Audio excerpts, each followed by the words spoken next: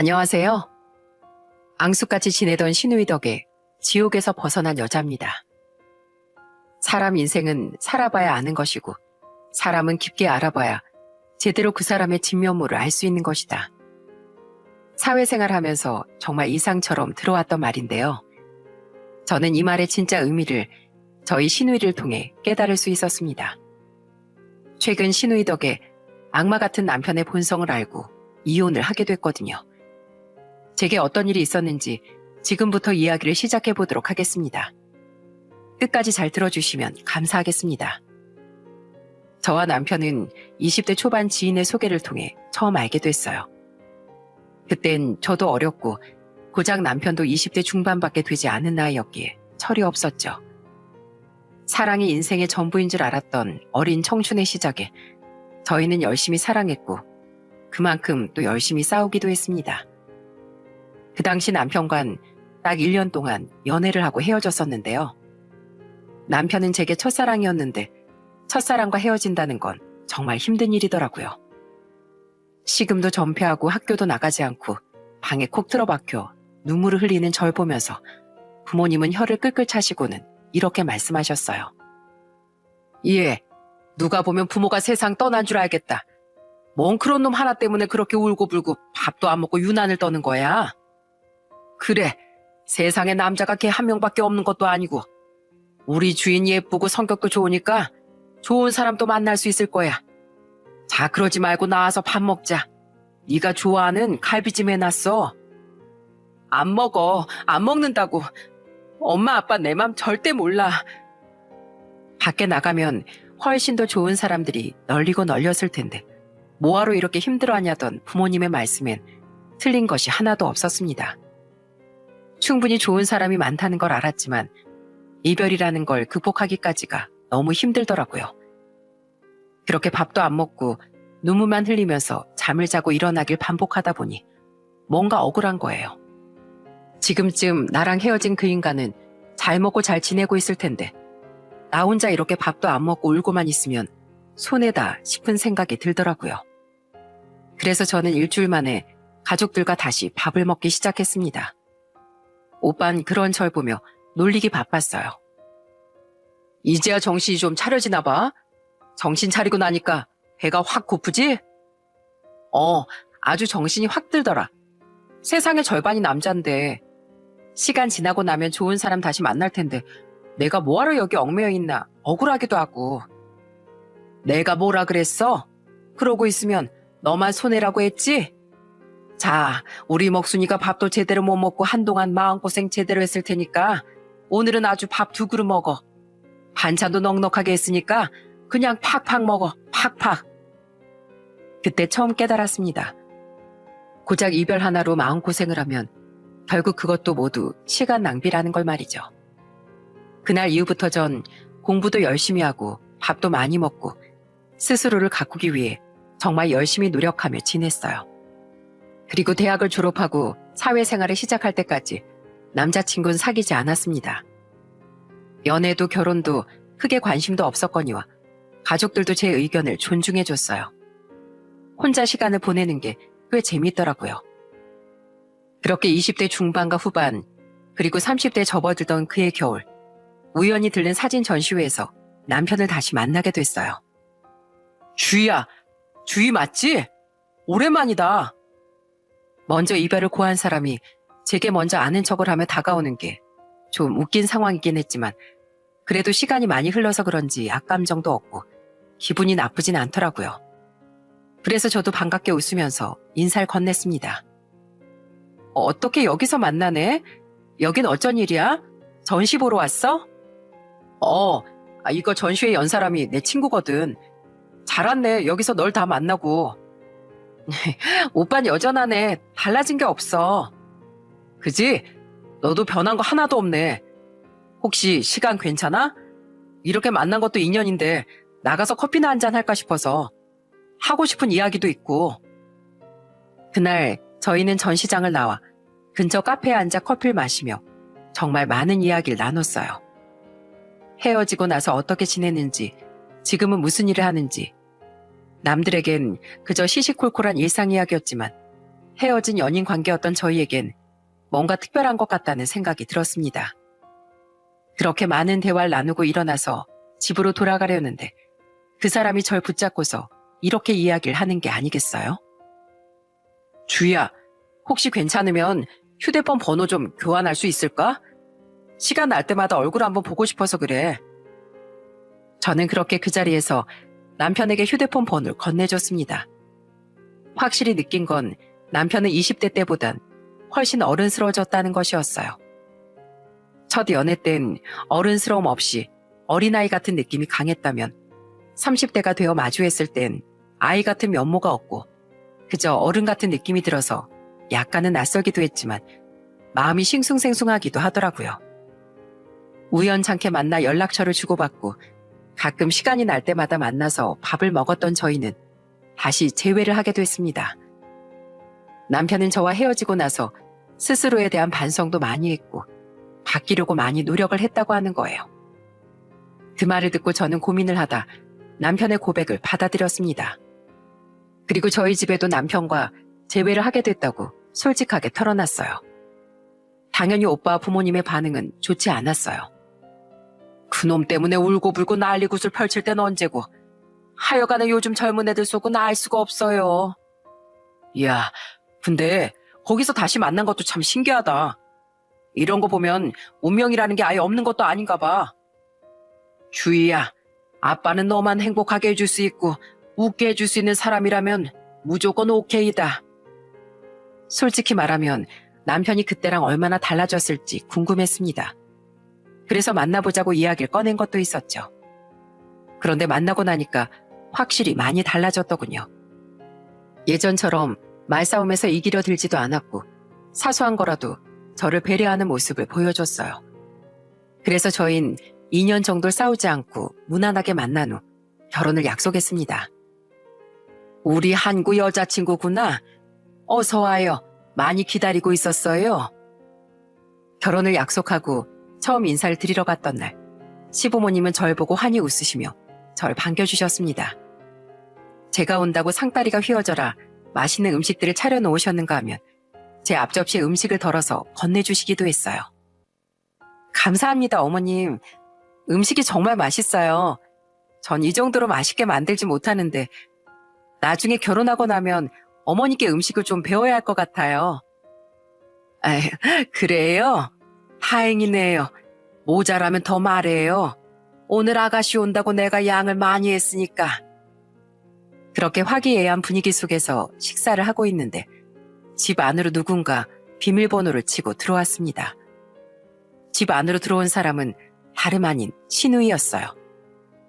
현관문을 열고 들어온 신우이는 제 얼굴을 빤히 쳐다보더니 한쪽 입꼬리만 쓱 올리고선 이렇게 말하는 게 아니겠어요? 언니, 진짜 오랜만에 보네요. 그땐 엄청 젊었던 것 같은데 언니도 그새 많이 늙었네요. 못 알아볼 뻔. 사실 남편과 처음 연애를 시작했을 당시 신우이를 두어 번 본 적이 있었습니다. 신우는 늦둥이 딸이었고 그 당시 중학생이었어요. 그래서 가끔 길에서 교복을 입은 신우이를 마주치면 무척 귀여워해 줬었는데 신우는 그게 정말 싫었나 보더라고요. 머리를 쓰다듬을 낳치면 손을 탁 쳐내버리고 귀엽다고 하면 그렇게 말하지 말라며 짜증을 내고 마주칠 때마다 그렇게 하다 보니 저 또한 신우이에게 마음을 더 내어주지 못했던 기억이 나는데 오랜만에 얼굴을 보고 하는 말이 저런 말이라는 게 엄청 웃기더라고요. 그래서 저도 신우이의 얼굴을 보고 이렇게 대답했습니다. 그렇죠. 시간이 많이 흘렀으니까. 그러는 아가씨도 벌써 20대 중반이네요. 그땐 교복 입고 엄청 귀여웠었는데 지금은 귀여운 맛이 하나도 없네. 귀엽다는 소리 좀 그만하라고요. 언닌 예나 지금이나 왜 이렇게 사람이 싫다는지만 골라서 해요? 네? 예, 그게 너 무슨 말버릇이야? 앞으로 오빠 여자친구가 아니라 네 새언니 될 사람이야. 찬물에도 위아래가 있는 법이니까 그런 식으로 예의 없게 말하는 거 고치도록 해라. 그래요, 아가씨. 이제 우리 가족 될 사이인데 좀 잘 지내봐요. 난 아가씨 좋은데 아가씨는 옛날부터 날 별로 좋아하지 않는 것 같아서 걱정이네요. 오빠는 왜 저 언니 다시 만나서 그리고 엄마도 왜 나한테만 뭐라고 그래? 아이, 짜증나 진짜. 신우인 목소리를 높이고 문을 쾅 닫으며 방 안으로 들어가 버리더군요. 나이도 먹고 몸도 커졌지만 여전히 어린아이 같아 속으로 웃음만 나더라고요. 결혼하고 나면 앞으로 참 많이도 부딪히겠구나 싶은 생각도 들었어요. 그 후 남편도 저희 집에 결혼 허락을 받기 위해 인사를 왔습니다.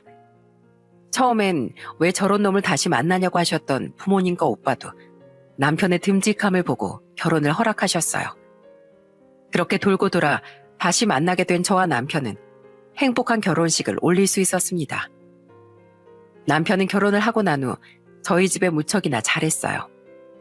오빤 남동생이나 형이 없어서 항상 아쉬워했었는데 남동생 같은 매제가 생겼다며 무척이나 좋아했고 남편도 여동생만 있었던지라 형이 있는 친구들이 부러웠었는데 친형 같은 형님이 생겼다고 좋아했어요. 게다가 낚시를 좋아하는 아버지, 오빠와 취미가 딱 들어맞아서 주말마다 같이 낚시를 가기도 했고 낚시를 가면 꼭 저와 어머니에게 사진을 보내주곤 했어요. 엄마, 이것 좀 봐요. 오늘은 파도가 좀 거친가 봐. 그러게, 다들 표정들이 안 좋네. 너희 아빤 평소에는 잘 나가는데 파도만 좀 쳤다 하면 해멀미라거든. 아마 지금 속이 말이 아닐 거다. 이렇게 친정집에 잘하는 남편에게 저는 그저 고마울 뿐이었어요. 남편이 잘하는 만큼 저도 당연히 시부모님께 무척 잘해드렸습니다. 그런데 이렇게 아들같이 잘하는 남편에게 딱 하나의 흠이 있다고 하면 그건 바로 술주정이었어요. 사람에게 손찌검을 한다거나 아니면 물건을 집어던진다거나 해악질을 부리는 술주정을 부리는 건 아니었죠. 연애를 할 땐 같이 술을 마셔본 적이 없어서 잘 몰랐는데 결혼을 하고 친정 식구들과 같이 한잔할 일이 생기니까 술버릇이 확 나타나더라고요. 그 술주정은 바로 지나치게 솔직한 것이었습니다. 어느 날은 친정집에 다들 모여 잡아온 물고기를 회로 떠서 소주를 곁들여 함께 저녁 식사를 하고 있는데 술에 알딸딸하게 취한 남편이 갑자기 아버지를 향해 이런 말을 하는 겁니다. 장인어른, 저 장인어른한테 섭섭한 거 있습니다. 어? 나한테 섭섭한 게 있다고? 뭔가 어서 말해보게. 아까 집에 올 때 형님 차를 보니까 형님 차가 바뀌어 있던데 그거 장인어른께서 바꿔주신 거 아니에요? 저번에 저희 집사람 차 바꿔달라고 부탁드렸을 땐 돈 없다고 하셨으면서 형님 차는 비싸고 좋은 걸로 바꿔주시고 살짝 서운합니다. 야, 너 진짜 결혼 잘했다. 마누라일을 자기 일처럼 생각하고 이렇게 대신 서운해주는 남편도 있고 이거 찍어놓고 내일 매제한테 문자로 보내줘야지. 준이 차 내가 바꿔준 게 아니야. 자기가 직접 바꾼 걸세. 누군 바꿔주고 누군 안 바꿔주고 난 그렇게 티나게 차별하는 사람이 아니야. 아빠, 일일이 대답해주지 마. 에휴, 어차피 내 차 바꾸고 나면 자기도 타고 다니니까 저러는 거야. 아유, 사람이 다 좋은데 왜 술만 마시면 저 모양 저 꼴이 되는가 모르겠네 정말. 술 먹고 사람 안 건들고 물건 안 집어 던지는 게 어디야. 저 정도는 그냥 애교로 봐주고 넘어가면 되지. 난 강서방 치중 진담하는 모습도 매력적이라고 생각한다. 확실히 다른 술버릇보단 양반이긴 했지만 매번 이렇게 솔직한 술주정을 부리면 저도 많이 불편할 것 같아 다음날 저는 남편을 향해 이렇게 말했습니다. 여보, 내가 딱 하나만 부탁할게. 당신이 술을 마시는 건 좋지만 우리 부모님 앞에서까지 자꾸 그런 주정을 부리니까 내가 좀 불편해지려고 해. 당신 어제 아버지한테 뭐라고 했는지 기억해? 어? 어제 내가 장인어른 앞에서 뭐라고 실수했어? 봐봐, 또 이렇게 저질러 놓고 기억은 못하는 거. 어제 당신 술 마시고 혼자 취해서 우리 아버지한테 내 차는 안 바꿔주면서 우리 오빠 차는 바꿔줬다고 서운하다고 말했어.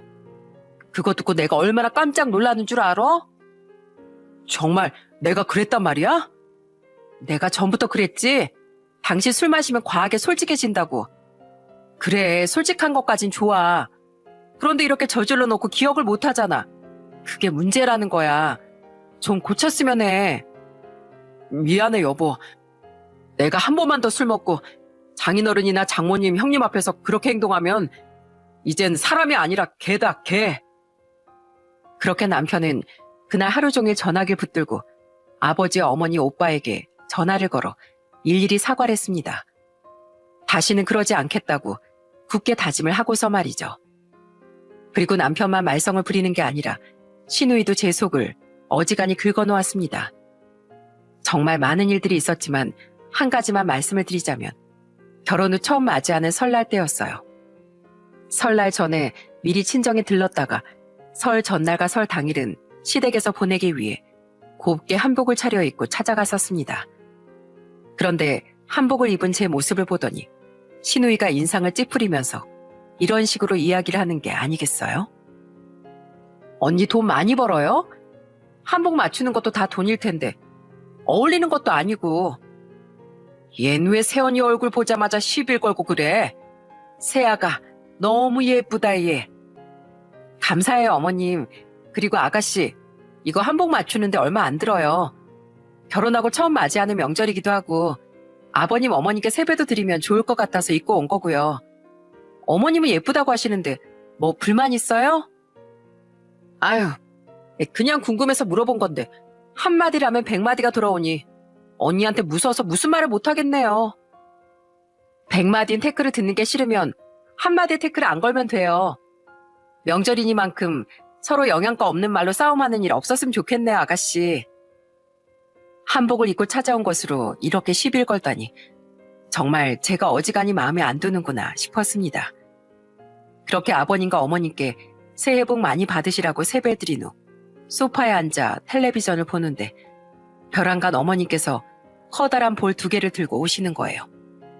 한 곳엔 커다란 반죽 덩어리가 있었고 또 다른 곳엔 만두소 같은 것이 가득 담겨 있었습니다. 이게 뭐예요, 어머님? 모처럼 명절 분위기 좀 내보고 싶어서 준비해봤어. 우리도 설맞이 만두 빚어 먹자. 어때? 오, 만두를 만들자고? 재미있겠는데. 난 한 번도 안 만들어봤는데 당신은 만들어 본 적 있어? 아니, 나도 처음이야. 어머님, 어떻게 만들면 될까요? 그냥 아무렇게나 만들어. 사람 입에 들어가면 다 똑같아. 자, 그럼 우리 맛있게 한번 만들어 보자. 그렇게 저와 시부모님, 신우와 남편은 거실에 둘러앉아 만두를 빚기 시작했습니다. 한 번도 해보지 않은 거라 좀 서툴긴 했어도 하다 보니까 무척 재밌더라고요. 그렇게 만두를 빚는데 열중하던 중 시누이가 제가 만들어낸 만두를 보더니 피식 웃으면서 이런 말을 하는 겁니다. 새언니, 만두나 떡을 못나게 빚으면 못생긴 아이를 낳는데요. 언니가 빚은 만두를 보니까 미래 우리 조카 얼굴이 벌써 그려지는데요. 오빠, 돈 진짜 많이 벌어야겠다. 그 순간 시모는 신우이의 머리를 콩 하고 쥐어박으며 신우이를 잔뜩 타박했습니다. 엄마가 말했지? 새언니한테 그런 식으로 말하면서 기어오르려고 하지 말라고. 아, 엄만 진짜 왜 나만 가지고 뭐라 그래. 제가 이런 거엔 손재주가 별로 없어서요, 아가씨. 어차피 입에 들어가고 뱃속에 들어가면 다 똑같은 음식일 텐데 굳이 막 정성을 엄청 들일 필요는 없잖아요. 그리고 아가씨도 나중에 결혼해서 못생긴 아기 낳겠네요.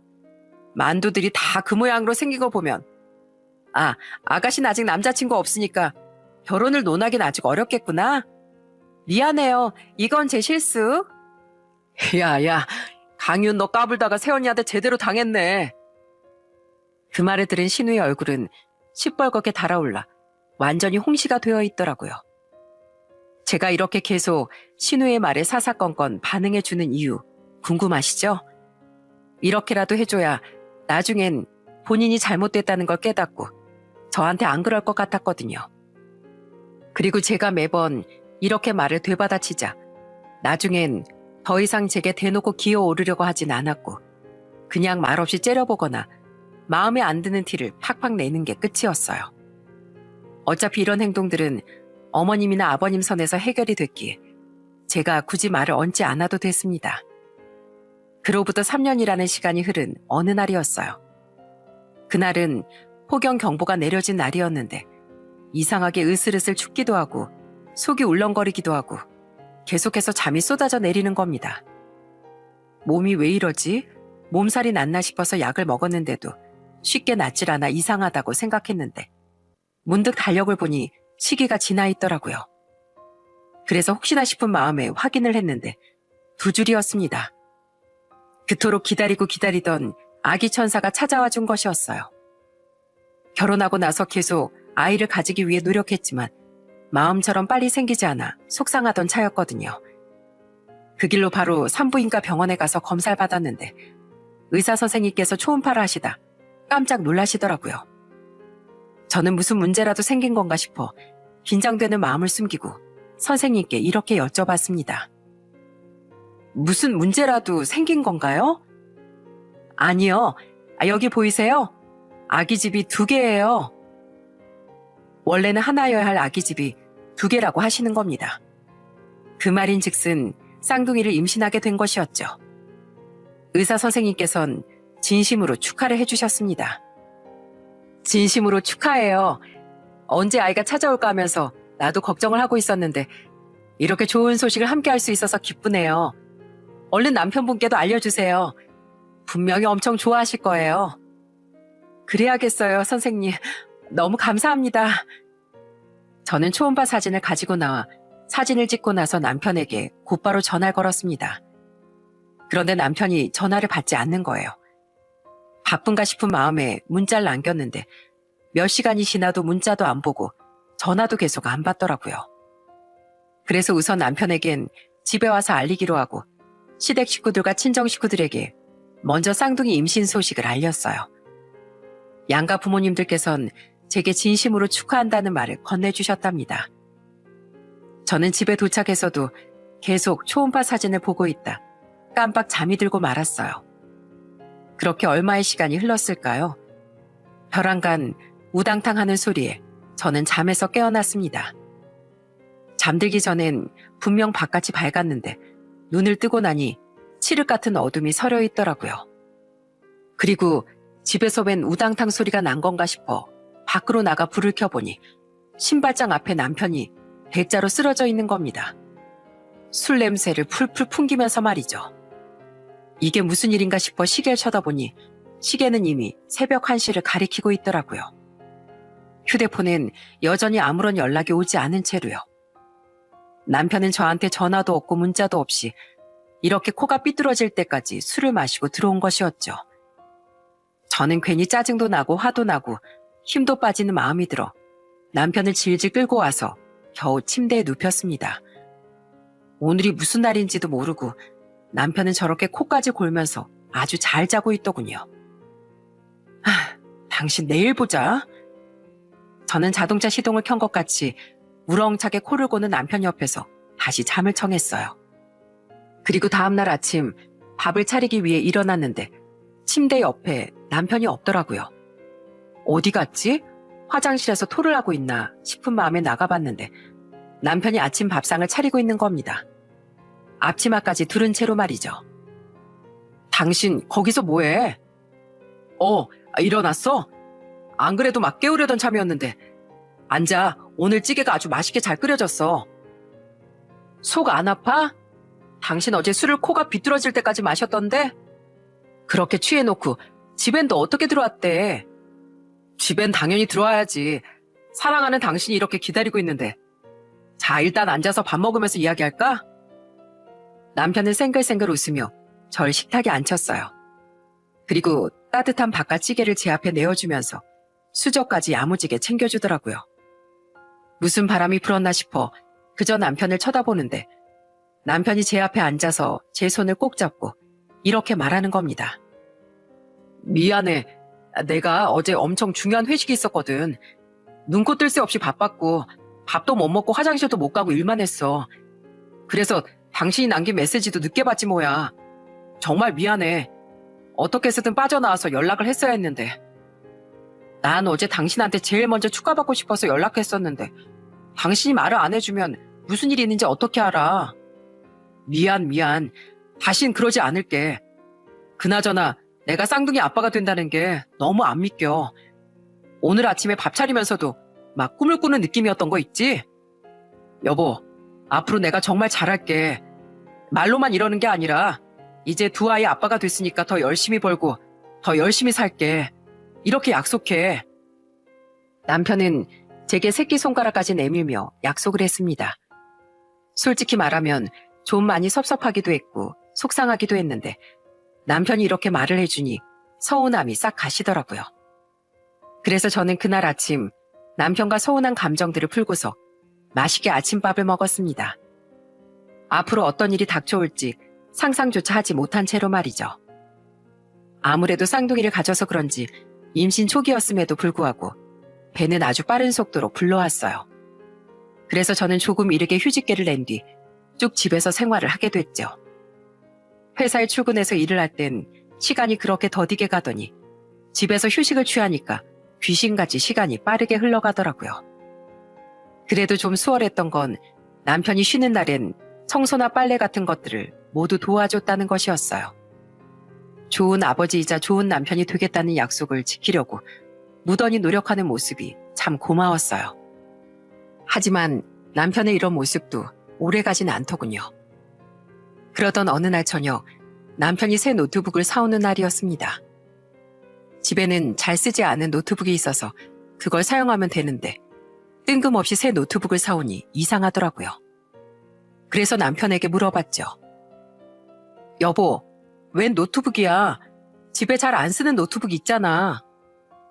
아, 그 노트북은 용량도 작고 오래됐잖아. 회사에서 프로젝트 하나 시작한 게 있는데 당분간은 집에서도 작업을 해야 할 것 같아서 이 노트북도 회사에서 지원해 준 거니까 걱정하지 마. 아, 그래? 도대체 무슨 프로젝트길래 노트북까지 사줬대? 그만큼 날 인정해 주는 거지. 그리고 서재에서 한동안 일만 해야 되니까 서재에 들어오지 마. 나 집중해야 하니까. 처음엔 그런가 보다 했습니다. 하지만 나중에 엄청난 비밀이 있을 줄은 꿈에도 몰랐죠. 여기서 뭔가 이상함을 눈치채야 했습니다.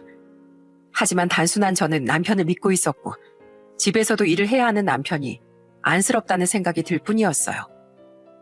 그날 이후부터 남편은 퇴근 후 서재에 들어가 문을 걸어 잠그고 몇 시간 동안 일을 했습니다. 저녁도 먹지 않은 채로 말이죠. 혹시라도 제가 서재 문을 두드리려고 치면 방 안에서 화내는 목소리가 들려오곤 했어요. 나 지금 일하는 중이잖아. 내가 알아서 잘 챙겨 먹을 테니까 신경 쓰지 말고 문 두드리지 마.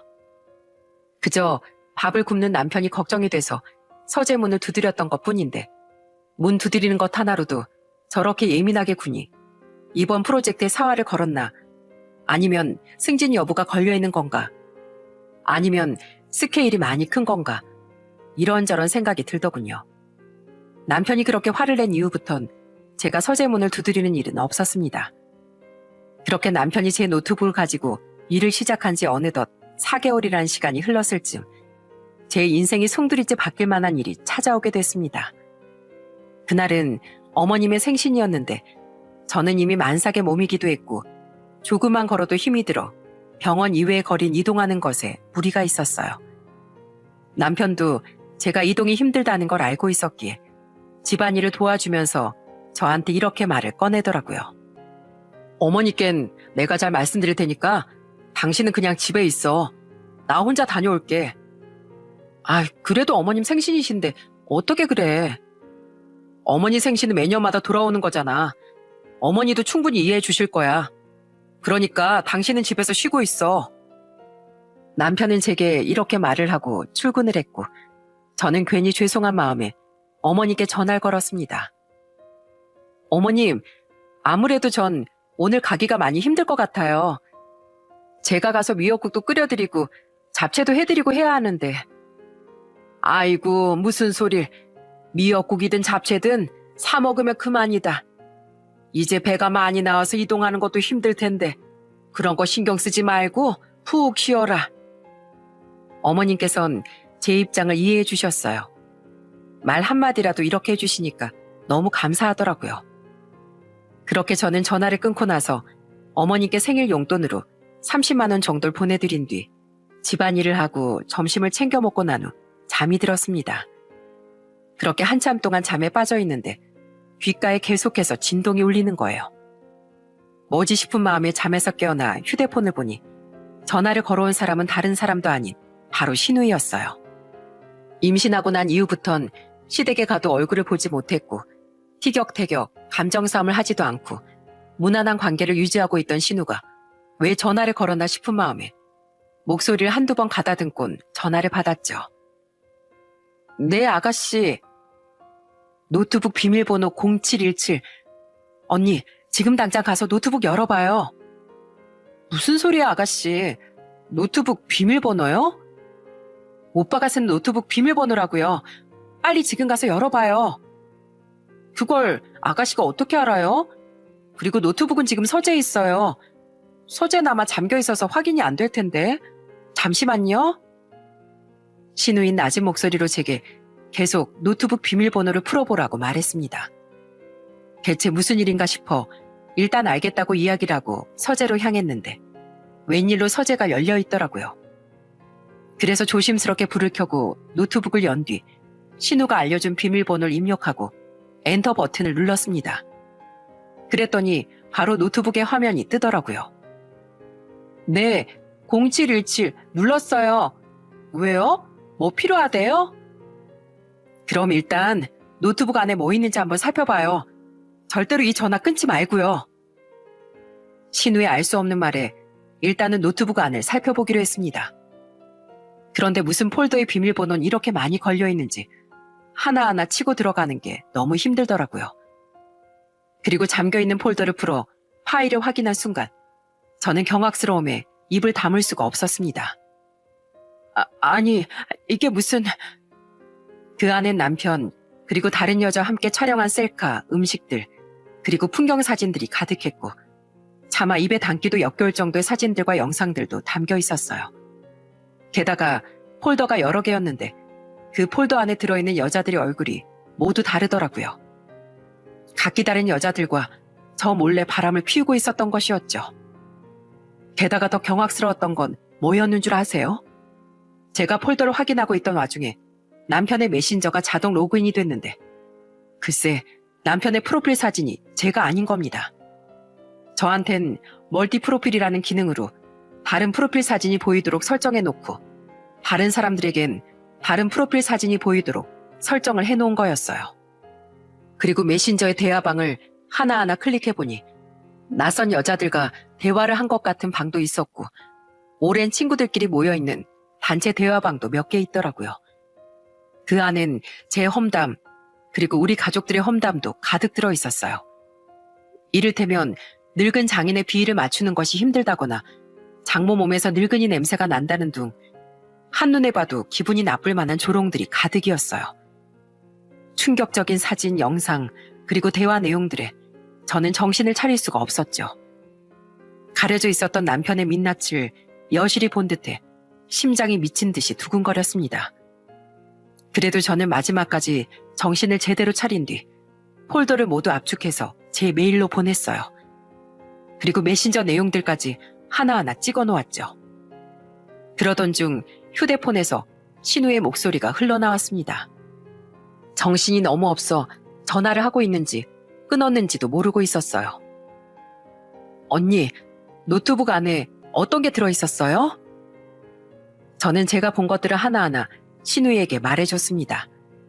신우는 제 이야기를 모두 듣더니 그저 한숨만 푹 내쉬더군요. 정말 대단하네요. 임신한 마누라를 두고 지금까지 이런 짓을 벌이다니.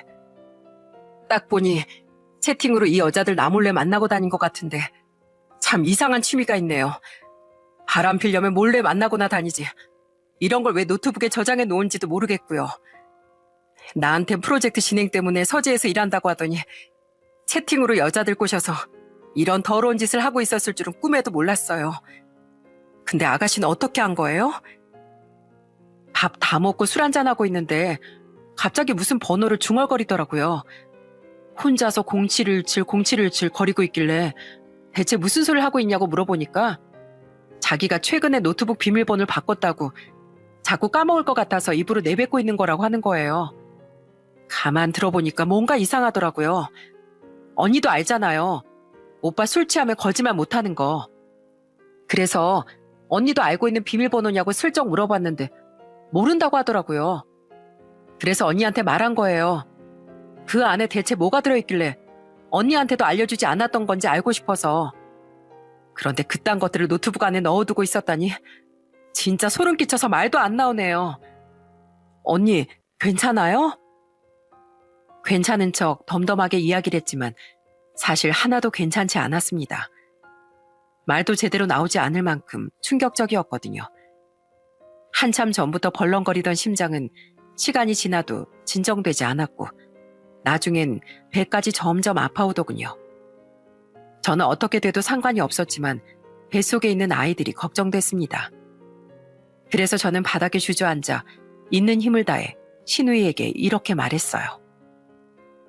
아가씨, 119, 119 좀, 나 지금 배가 너무 아파요. 네? 언니 무슨 소리예요? 배가 아프다뇨. 언니, 언니! 애타게 저를 부르는 신우의 목소리, 그리고 느껴지는 통증을 뒤로한 채 눈이 감겼습니다. 그리고 제가 다시 눈을 떴을 땐 익숙한 집의 천장이 아닌 병원 천장이 눈앞에 보였고 이상하게 몸이 조금은 가벼워진 듯 했으며 동시에 통증이 함께 찾아왔어요. 이게 무슨 상황인가 싶어 고개를 돌려보니 시댁 식구들과 친정 식구들이 한자리에 모여있는 게 아니겠어요? 이게 어떻게 된 거예요?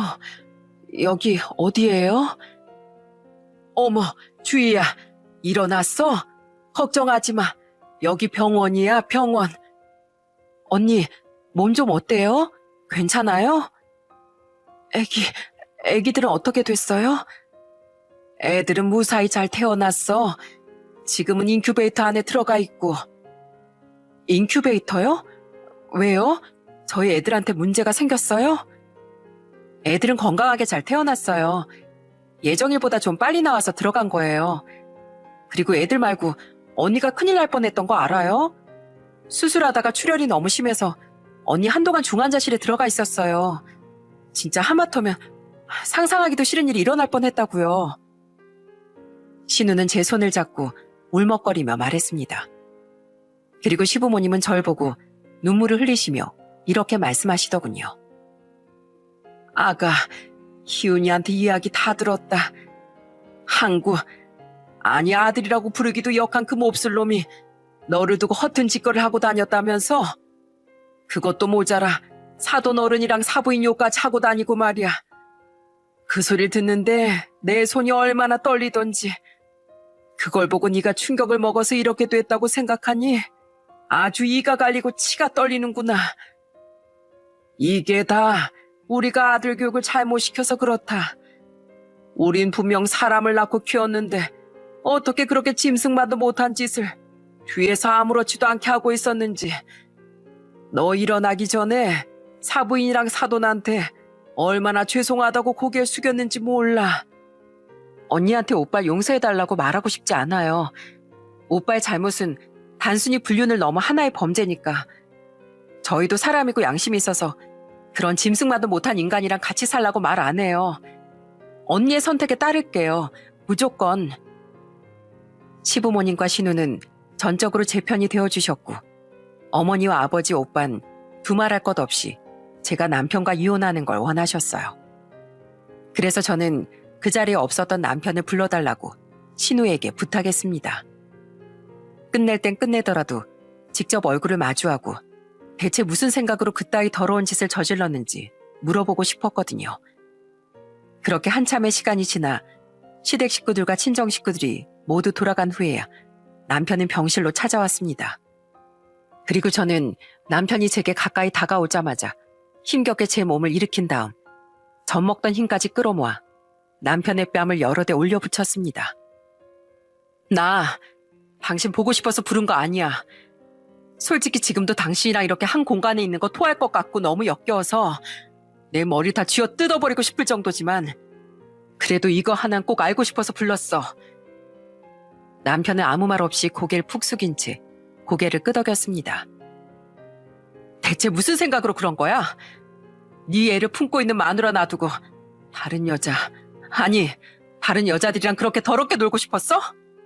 언제 그렇게 나 몰래 다른 여자들 만나 여행을 가고 맛있는 거 먹고 그렇게 더러운 짓을 하면서 놀았대?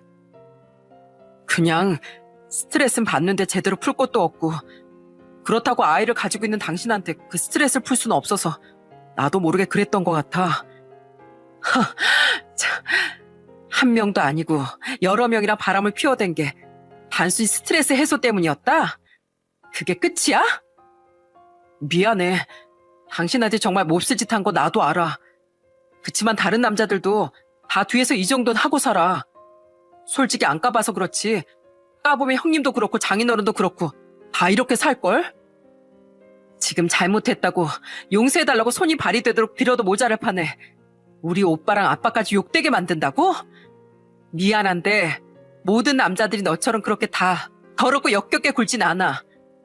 노트북으로 폴더까지 잠궈가면서 음침하게 사진이랑 영상 촬영한 거 훔쳐보고 장인 장모 욕하고 그러고 살진 않는다고.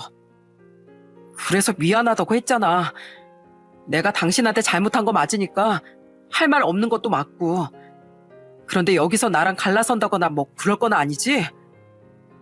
잠깐 미안한 기색을 보이던 남편은 이내 표정을 싹 바꾸더니 뻔뻔하게 제게 이렇게 물어보더군요. 이혼을 하게 된다고 쳐. 그럼 애는 어떻게 혼자 키우려고? 여자 혼자 애 키우는 거 여간 힘든 일이 아닌 거 알잖아. 나중에 자라다 보면 아빠의 역할이 꼭 필요할 때가 올 텐데 그때는 어떡하게? 미안한데 너 같은 거 밑에서 키울 바엔 차라리 나 혼자 키워. 그리고 나 도와줄 사람 차고 넘쳤어. 우리 엄마도 있고 아빠도 있고 오빠도 있고 친구들도 있고. 그러니까 그따위 걱정은 안 해도 될 것 같은데? 난 당신이 용서해준다고 하면 당신한테 정말 잘하려고 했었는데 어떤 사람이 바람을 피우다 못해 자기 친정 가족들까지 욕한 남편을 용서하고 살 수 있을까? 미륵 보살도 그렇게 못할 것 같은데? 난 어리석은 사람으로 살고 싶지 않고 당신이랑 1분 1초도 부부관계를 유지하면서 살고 싶지 않으니까 이혼해. 갈라서자고. 남편은 이렇게 말하는 저를 보며 몇 번이나 한숨을 푹푹 내쉬더니 이내 고개를 끄덕였습니다. 그 후 저와 남편은 이혼을 하게 됐어요. 재산 분할과 위자료 책정도 깔끔하게 마무리가 됐고 양육비도 인당 60만 원씩 지급을 하는 것으로 책정됐습니다. 남편은 생각보다 미련 없이 등을 돌리더군요. 제 입장에선 참 고마운 일이었죠. 구질구질하고 역겹고 더러운 꼴을 보지 않아도 됐으니까요. 그리고 이혼을 하던 날 신우에게서 한 통의 전화가 걸려왔습니다. 언니, 오늘 서류상으로 완전히 끝났다면서요. 축하해요. 아가씨 아니었으면 평생 모르고 살았을지도 몰라요. 제가 이렇게 결단을 내릴 수 있었던 건 전부 아가씨 덕분이에요. 예전엔 오빠 술 마시는 거 보고 저 사람이 술만 마시면 지나치게 솔직해지는구나. 큰일이다 싶었는데 그 술버릇이 이렇게 사람 인생을 구하네요. 언니, 미안해요. 가족으로 있는 동안 버릇없이 굴어서 이렇게 될 줄 알았으면 그동안 언니한테 좀 잘하면서 살 걸 그랬어요. 에이, 뭐려. 따지고 보면 나도 잘한 거 하나 없는데. 근데 아가씨, 왜 절 도우신 거예요? 본인 오빠 나락가게 만들면서까지요. 어렸을 때부터 오빠가 술 먹고 사고 친 것도 한두 번도 아니었고 언니랑 티격태격하면서 정도 많이 들었나 봐요. 그리고 태어날 조카들을 생각하니까 언니가 너무 불쌍하고 구제해주고 싶다는 생각이 들었어요. 언니도 소중한 사람이잖아요. 같은 인간으로서 하지 말아야 할 행동을 하는 오빠를 보니까 너무 죄송하고 참을 수가 없더라고요. 우리 오빠는 벌 좀 받아야 돼요. 그것도 천벌 받아야 마땅해요. 그러니 언니도 다시는 오빠 같은 사람 만나지 말고 우리 조카들하고 행복하게 사세요. 가끔 조카들도 보여주시고요. 앞으로 언니한텐 행복한 일만 있었으면 좋겠어요. 다시는 아프지 않고 상처받지 않게 좋은 일들만 가득하길 진심으로 바라고 또 바랄게요. 잘 지내요, 언니. 그래요. 아가씨도 행복하게 잘 지내요. 그리고 제가 몰랐던 것들을 알게 해줘서 가족이라 모른 척 할 수 있었을 텐데도 내 편을 들어줘서 고마워요. 저는 마지막으로 신우와 통화를 하면서 서로의 행복을 빌어줬습니다. 한때는 아웅다웅 다퉜던 사이라 할지라도 결국 제 인생을 바꾸게 해준 사람이기도 했으니까요. 남편과 이혼을 한 후 저의 인생은 달라질 것 없이 여전히 행복한 삶을 살아가고 있습니다. 조산으로 태어난 우리 쌍둥이들도 지금은 아주 건강하고 예쁘게 자라고 있답니다. 여자 혼자 쌍둥이 아이들을 키우는 거 힘들지 않냐고요? 네, 전혀 힘들지 않습니다. 가족들도 다 같이 옆에서 잘 도와주고 있고 저도 저대로 아이들을 위해서 힘을 내고 있거든요. 최근엔 회사에 복직을 하게 됐는데 다들 제가 너무 그리웠다며 한 번씩 꼭 안아주시더라고요. 사실 육아도 너무 좋았지만 무엇보다 직장 동료들과 함께하면서 일을 하는 게 제일 그리웠어요. 그리고 제 인생을 구원해준 신우와 시부모님은 아주 가끔씩 연락을 하고 있습니다. 워낙 저한테 잘해주셨기도 하고 이혼 후에도 제 행복을 그리고 아이들의 행복을 진심으로 빌어주셨던 분들이라 종종 아이들이 보고 싶다고 연락이 오실 때마다 밖에서 얼굴도 보고 밥도 먹고 아이들 얼굴도 보면서 그렇게 좋은 관계를 유지하고 있어요. 그리고 저는 이혼 후 메일에 백업해둔 자료를 경찰서에다가 곧바로 넘겨버렸습니다. 일찌감치 신고를 하려고 했지만 이혼 소송을 걸고 아이들을 돌보느라 정신이 없어 신고를 조금 늦게 하게 됐어요. 저한테 모든 증거들이 남아있어서 증거인멸을 하거나 그런 적 없다고 오리발을 내미는 일 따윈 일어날 수가 없었습니다. 요즘 들어 이런 범죄들이 너무나 성행하고 있는 탓에 처벌 수위도 이전보다 훨씬 더 강해졌고 남편의 폴더 안에 들어있는 사진과 영상의 파일 크기도 상당해서 죄질이 나쁘다는 판결이 내려질 거라고 하더군요. 전 남편의 반응은 어땠는지 아주 궁금하실 겁니다. 딱 신고를 하고 나서 2주 정도 후에 바로 전화가 오더라고요. 여보, 혹시 당신이 날 경찰에 신고한 거야? 집으로 뭐 이상한 우편 같은 게 왔던데. 내가 당신 신고했어. 요즘 이런 범죄들이 많이 늘어나고 있다는 거 당신도 알지? 처벌 수위도 강화됐고 사람이 잘못을 했으면 응당 벌을 받아야 하는 게 맞는 거 아니겠어? 여보, 나 당신이랑 이혼한 뒤로 이런 짓 안 하고 살고 있어. 얼마나 깨끗하고 청렴하게 살고 있는데. 그리고 남겨놓은 것들도 이미 다 지워버렸는데 어떻게 신고를 한 거야? 나중에 당신 신고하려고 그때 자료들 다 내 메일로 보내놨지. 지금은 어떻게 살든 말든 과거에 당신이 저지른 짓이니까 당신이 직접 책임져야 하는 게 맞다고 생각해. 아무튼 처벌 잘 받고 뭘 잘못했는지 제발 깨달을 수 있길 바래. 이 더럽고 추접한 인간아. 저는 이렇게 말하고서 전화를 끊어버렸습니다. 다시 생각해도 저런 사람이 나의 남편이었고 우리 아이들의 아버지라는 게 소름 끼칠 정도로 싫네요. 나중에 아이들이 성장하게 된다면 절대로 남편에 대한 이야기는 해주지 않을 생각입니다. 저런 아빠 차라리 없는 셈 치고 살아가는 게 훨씬 나을 테니까요. 언젠가 아이들이 커서 아빠가 어디 있느냐고 물어본다면 그땐 아이들이 놀라지 않게 잘 말해줘야겠죠. 뜨거운 가마속에서 구워낸 도자기는 결코 빛깔이 바래는 일이 없습니다. 이와 마찬가지로 고난의 아픔에 단련된 사람의 인격은 영원히 변하지 않게 된다는 말이 있어요. 저는 이번 일을 통해 저 스스로가 조금 더 단단한 사람이 됐다고 생각합니다. 비록 안 좋은 일이 있었지만 아이들에게 부끄럽지 않은 엄마로, 가족들에게 부끄럽지 않은 딸로 어깨를 쭉 펴고 당당하게 살아가고자 합니다. 찬란하게 펼쳐질 저의 삶, 구독자 여러분들께서 많이들 응원해 주셨으면 좋겠어요. 저의 이야기는 여기까지입니다. 끝까지 들어주셔서 정말 감사합니다.